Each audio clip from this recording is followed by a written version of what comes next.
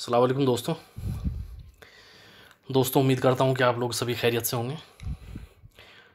दोस्तों काफ़ी कमेंट और ईमेल जो आई है वो जो अमल का मैंने बात की थी कि इंशाल्लाह ईद के बाद शुरू कराएंगे, तो उसकी परेशानी असल में ये रही कि मेरे पास एक तो ये थी कि जंतरी नहीं थी। ये लॉकडाउन हो गया क्योंकि जो बाहर की जंतरियाँ वो थोड़ा लेट आती है। जो यहाँ की जंतरियाँ हैं लोकल की तो वो तो दिसंबर में मिलनी शुरू हो जाती है, लेकिन जो जंतरियाँ बाहर से आती है तो वो थोड़ा लेट में मिलती है। काफ़ी उनको जनवरी में, फरवरी में, कई बार तो मार्च में मिलती हैं, तो वो मुझे नहीं मिल पाई। तो इस वजह से थोड़ी सी ये परेशानी रही कि इस महीने में 2 ग्रहण बैठ रहे हैं। तो परेशानी ये है, एक ग्रहण 20 तारीख में है, एक ग्रहण 5 तारीख में था। तो इसमें क्या होता है कि देखिए जो ग्रहण है, ग्रहण में जो भी जितनी शैतानी पावर है वो ज़बरदस्त काम करती है। उसमें अमल बहुत जल्दी कामयाब होता है। जितनी भी सिफलियात के अमल है, वो कोई भी अमल हो, अगर आप इस महीने में कर रहे हैं तो आपको बहुत जल्दी कामयाबी मिल जाएगी। लेकिन जितने भी रहमानी अमल है वो ख़राब हो जाते हैं, और जिसमें पागलपन या जिसको रुज़त का शिकार होना पड़ता है वो यही परेशानी का सबब बनता है। तो इस तरह की जिस लोगों ने ईमेल के लिए मुझे लिखा था, तो उसमें परेशानी यही थी कि अब उनको इजाज़त कैसे दे के अमल शुरू कराया जाए, क्योंकि शुरुआत करने का मतलब ये कि 2-2 ग्रहण बैठ रहे हैं तो उसमें ख़राब हो जाएगा अमल, और अमल ख़राब होने के साथ साथ उसको शारीरिक परेशानी भी बढ़ सकती है या मानसिक परेशानी उसको हो सकती है। तो मैंने इस चीज़ को पहले ही बोला कि देखिए सबसे बड़ी जो मुसीबत होती है अमलियात में, जो रुज़त का शिकार होता है आदमी, वो सितारों की ही चाल का मामला होता है। तो ये वक्त ठीक नहीं था। तो अब इसमें जून 2020 का मतलब ये था कि अमल अगर हमने शुरू करा दिया तो किसी का हमने अच्छा तो नहीं किया, लेकिन और किसी की ज़िंदगी हमने ख़राब कर दी, तो वो काम मैं नहीं करता भाई।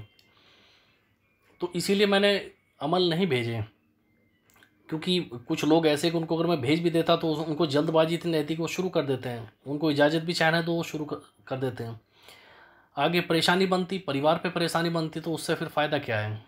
अगर किसी की आप ज़िंदगी अच्छा नहीं कर सकते तो किसी को की ज़िंदगी बिगाड़ने का भी हक आपका नहीं है। तो यही परेशानी को देखते हुए मैंने अमल नहीं सेंड किए। लेकिन ये है कि इंशाल्लाह अगले जो चाँद दिखेगा, जो उरुज माह होगा, इंशाल्लाह इसमें अमल ज़रूर मैं शुरू कराऊँगा। और इसमें ये भी होगा कि इंशाल्लाह मैं देखिए कि जिन लोगों को मैंने अमलियात कराया है, सिखाया है, उनकी भी मैं 2-4 लोगों की इंशाल्लाह वॉइस रिकॉर्डिंग मैं कल डालूँगा। तो उनमें से 1-2 की तो रिकॉर्डिंग मैं इंशाल्लाह ज़रूर डालूँगा, क्योंकि 2-4 का तो फिर वीडियो बहुत लंबा हो जाता है। तो इंशाल्लाह 1 या 2 की वीडियो मैं इंशाल्लाह ज़रूर डालूँगा। उनका देखिए, उनके जो तजुर्बात है वो आप देखिए कि कितने टाइम में उनको असर दिखना शुरू हो गया और कितने वक्त में वो कामयाब हो गए। तो उनकी कॉल मैं रिकॉर्ड करके इंशाल्लाह ज़रूर डालूँगा। तो यही एक बताने का आपको मकसद था कि आप परेशान मत होइए। आप ये लग रहा हो कि मैं आपको अमल नहीं बताए, तो ये नहीं है। दूसरी बात ये कि कुछ लोगों ने ये शिकायत करी कि भाई आप हमारी उसका जवाब नहीं दे रहे हैं, कमेंट का जवाब नहीं दे रहे हैं। लेकिन मुझे जब वक्त मिलता है मैं सबका डालता हूँ भाई, सबकी ईमेलों का जवाब देता हूँ। एक भाई ने लिखा था कि हज़रत आप फिर वीडियो क्यों डालते अगर आप किसी का जवाब नहीं। देखिए भाई, मसला ये है कि मेरा ये प्रोफेशन नहीं है भाई।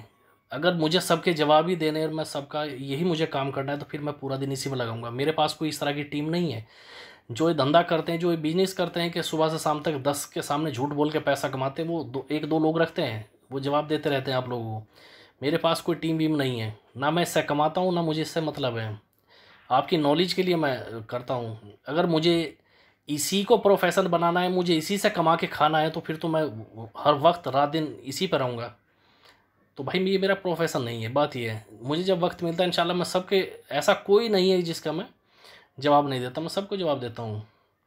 तो ऐसा मत सोचिए कि इंशाल्लाह मैं जवाब नहीं दे रहा, जवाब सबको दूंगा भाई।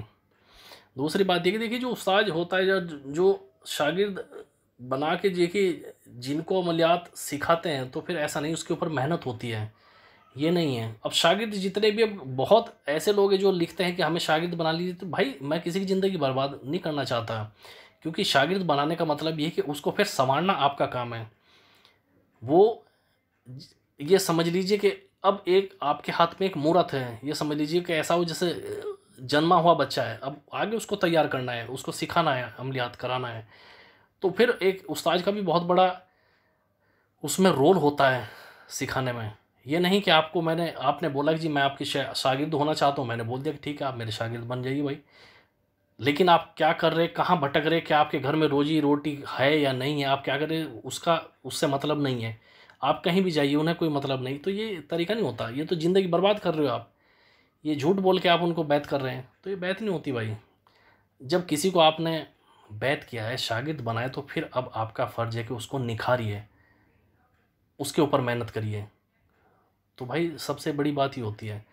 तो मैं इस तरह के काम नहीं करता। बात ये है, मैं जिसको जो मेरे शागिर्दों में से उनके ऊपर मैंने मेहनत की, अल्लाह का एहसान है वो कामयाब हुए। तो बात ये है, मुझे इतनी कोई ख़ास ऐसा नहीं कि भाई मैं उनके पीछे कोई डंडा लेके घुमाऊँ। बस बात ये है कि मैं उनको जो समझाया वो उनकी समझ में आया। एक नहीं, दो दो चार चार बार उनको समझाना पड़ा, समझ में आ गया, अल्लाह का एहसान है वो कामयाब हो गए। ऐसे भी थे कि जो बेचारे परेशान थे, कर्जे में थे, बहुत परेशानी में थे, लेकिन अल्लाह का एहसान है कि आज कर्जा उनका साफ भी हो गया, और अल्लाह का एहसान है वो ठीक ज़िंदगी जी रहे, दो पैसे अपने पास भी हैं। बात ये है। वीडियो अच्छा लगा तो भाई लाइक और शेयर कीजिए, चैनल को सब्सक्राइब कीजिए। अल्लाह हाफिज़।